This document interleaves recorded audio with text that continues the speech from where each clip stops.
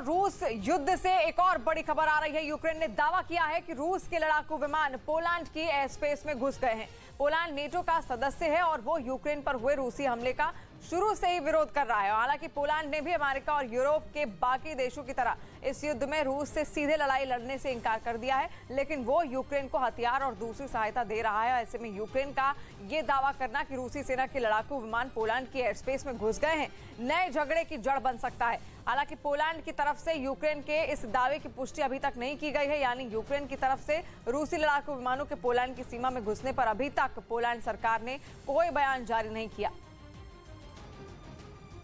और उधर यूक्रेन में जारी जंग की वजह से पोलैंड और बेलारूस की सीमा पर तनाव बढ़ गया है। वहां पर पोलैंड से बेलारूस जाने के लिए निकले कई ट्रकों को प्रदर्शनकारियों ने रोक दिया, जिसके बाद उन ट्रकों के कुछ ड्राइवर उन लोगों से भिड़ गए। और प्रदर्शनकारियों का गुस्सा इस बात पर था कि इस युद्ध में बेलारूस रूस का साथ दे रहा है।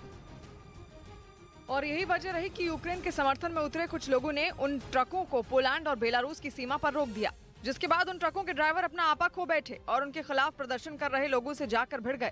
उनमें एक ट्रक ड्राइवर तो प्रदर्शनकारियों को वहां से हटाने की कोशिश करता दिखाई दिया, जिसे वहां मौजूद पुलिस वालों ने पकड़कर जमीन पर गिरा दिया।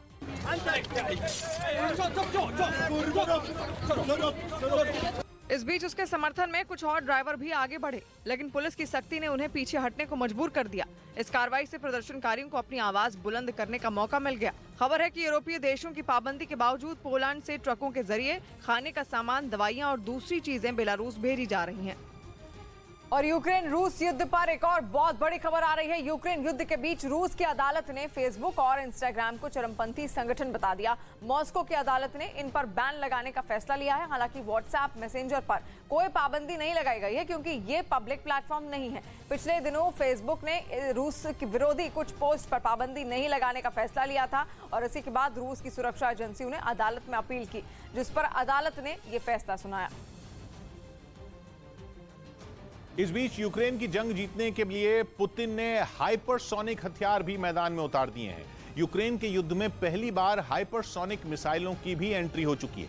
बीते 2 दिन में रूस 2 बार अपनी हाइपरसोनिक मिसाइलें दागकर यूक्रेन की सेना के तेल डिपो और हथियारों के गोदामों को तबाह करने का दावा कर चुका है। हाइपरसोनिक मिसाइल का मतलब है कि ऐसी घातक मिसाइल जिसे भेदना लगभग नामुमकिन है। रूस के इस हथियार से बचाने वाला मिसाइल डिफेंस सिस्टम बना ही नहीं, और इसीलिए अमेरिका, उसके साथी देशों और नाटो की रातों की नींद हराम हो गई। रूस ने यूक्रेन पर जो हाइपरसोनिक मिसाइल दागी हैं, उसका नाम है किंजल।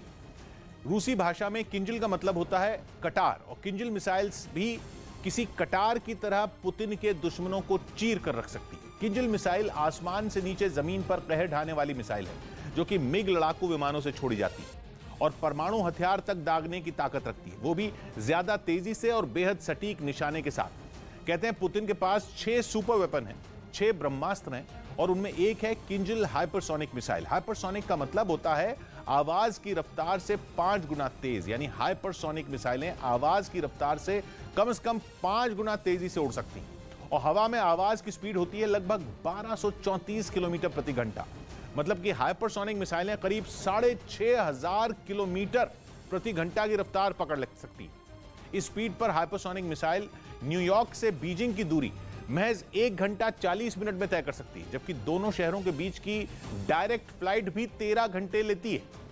और रूस की किंजल मिसाइल के बारे में तो दावा है कि वो आवाज की रफ्तार से 5 गुना नहीं बल्कि 10 गुना तेजी से हवा में उड़ सकती है। मतलब कि करीब 12,350 किलोमीटर प्रति घंटा की रफ्तार। लेकिन किंजल जैसी हाइपरसोनिक मिसाइल की ताकत इकलौती उसकी स्पीड ही नहीं है। रूस की किंजल मिसाइल की एक और खासियत जो उसे पुतिन का ब्रह्मास्त्र बना देती है। किंजल हाइपरसोनिक मिसाइल उड़ान के बीच में अपनी चाल भी बदल सकती है।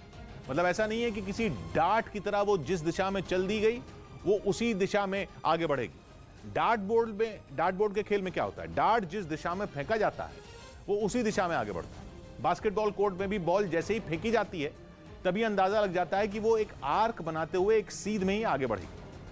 ऐसा नहीं होता कि बॉल आगे बढ़ते अचानक लेफ्ट या राइट टर्न ले ली या फिर सीधे जाते वक्त एकदम उछलकर ज्यादा ऊंचाई पकड़ ली। लेकिन किंजल हाइपरसोनिक मिसाइल बिल्कुल ऐसा ही करती है। वो चाहे तो दाएं मुड़ सकती है, कभी बाएं घूम सकती है, उड़ते उड़ते कभी कुछ फीट ऊपर जा सकती है, कभी नीचे भी हो सकती है। मतलब कि वो अपना फ्लाइट पैटर्न खुद तय करती है। जबकि बाकी मिसाइलें एक बार चलने के बाद अपना रास्ता नहीं बदल पाती। इसी वजह से किंजल मिसाइल डिफेंस सिस्टम को गच्चा दे देती है। उसे ट्रैक करना करीब करीब नामुमकिन हो जाता है, क्योंकि वो किस दिशा से आ धमकेगी उसका रेडार अंदाजा ही नहीं लगा पाता।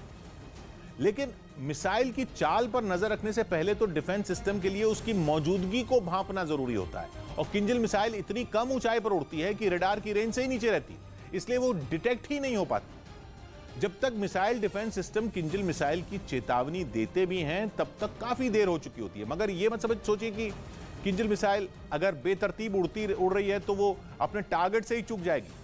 किंजल हाइपरसोनिक मिसाइल इतनी स्मार्ट है कि उसका निशाना किधर छिपा है उसकी बिल्कुल सटीक लोकेशन मिसाइल के पास होती है, और वो 2000 किलोमीटर की दूरी तक मौजूद अपने निशाने पर फट पड़ती है। 12,350 किलोमीटर प्रति घंटा की रफ्तार और 2000 किलोमीटर की रेंज, ये है किंजल मिसाइल की यूएसपी। रफ्तार और उस रफ्तार से उड़ते हुए चाल में बदलाव, ये ऐसा खतरनाक कॉम्बिनेशन जो किंजल मिसाइल को काल का दूसरा नाम